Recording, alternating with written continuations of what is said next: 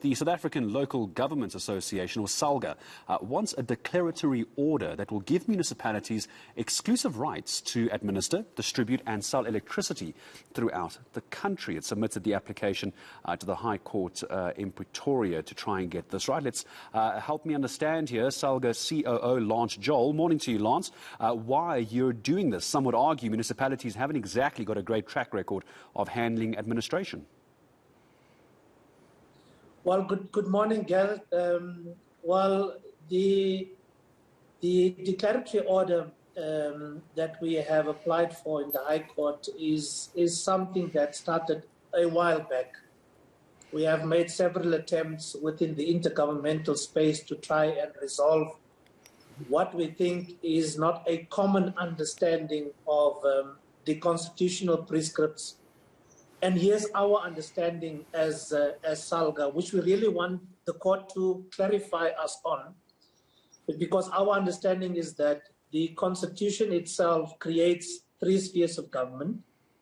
Secondly, it then allocates functions to those respective spheres of government. And then thirdly, it creates space for those particular spheres of government to be financially sustainable. Now, if you look at the local government context, and here we are talking about the electricity function, it is a revenue generation function within a municipality to assist a municipality to remain financially sustainable.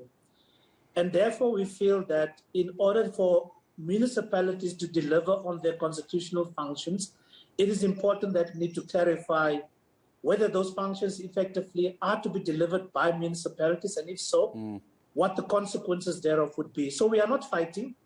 We are really seeking clarity on a very important matter. So just take me back one step, if you don't mind, Lance, and tell me why you've now taken this action. So you're calling for this exclusive rights as well. What's led up to this? What problem has led up to you going to court on this as SALGA? Just give me some background. Well, so our, as I said, our interpretation is that the electricity distribution function is a function that the Constitution specifically allocates to local government. However, when you see in practice, we see both municipalities as well as other distributors providing the service. And for instance, such other distributor is an example such as Eskom.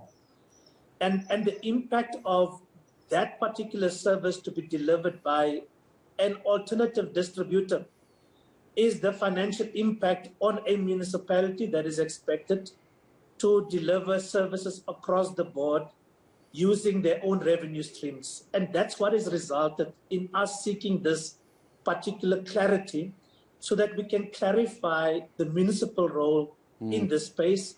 And if there's any other player in that space, what is the expectations of those players vis-a-vis the expectations that municipalities are to be sustainably viable from a financial point of view? And therein lies the problem, doesn't it, Lance? Back to my original point that there is this perception of mistrust about how municipalities handle their finances. I mean, you're speaking to me from the Free State. I mean, I can think of a number of cases off the top of my head where municipalities have been accused, taken to court for a lack of failure for administering basic services, of which you'll agree, I'm sure, electricity is one of them. So you'll understand if there's some hesitancy for this sort of move. Well, essentially, perhaps I would want to agree with you that there's a lot of negative perceptions around the delivery of services, not only by municipalities, but government holistically.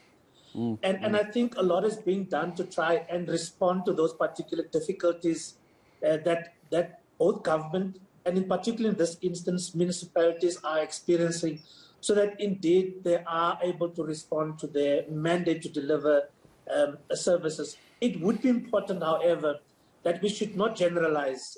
There are municipalities that are doing exceptionally well in delivering services and in particular delivering the electricity distribution function itself.